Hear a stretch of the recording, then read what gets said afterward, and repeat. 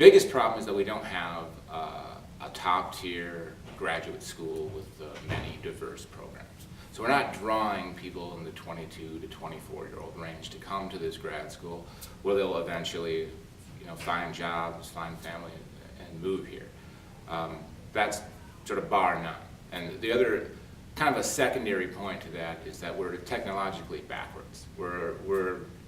There's stuff running on Windows 2000 in this city, and you're not going to get the young workforce in when they have to show up being technologically savvy to places like this city, like a lot of businesses that we're just not technologically savvy. It's frustrating, and you can't really grow when you're the only person at a company that understands the importance of technology.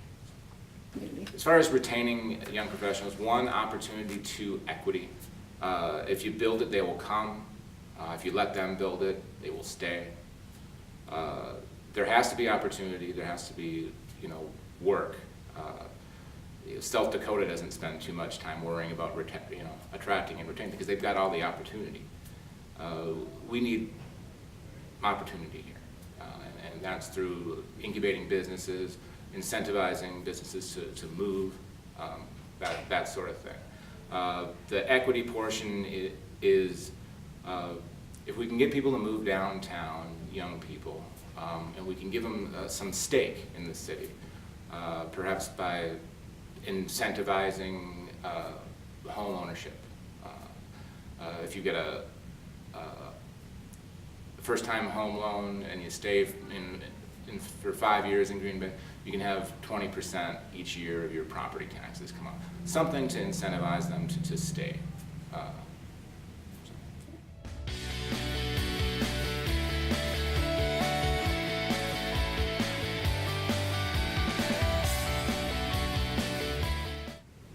When it comes to wanting to foster a diverse environment, people of different ages, different abilities, different colors, different creeds, you have to, if you want to do it, if you want to change behavior, there's just one way to do it. It's called shaping the path.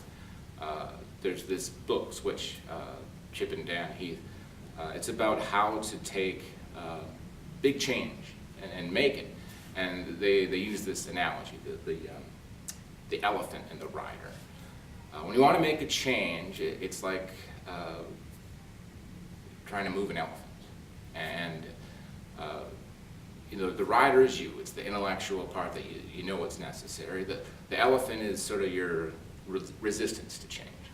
And your best bet is to shape a path, because an elephant will just walk along the path eventually.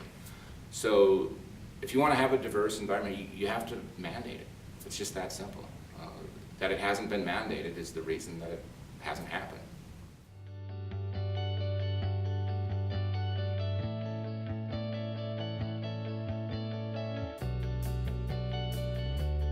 Gotcha.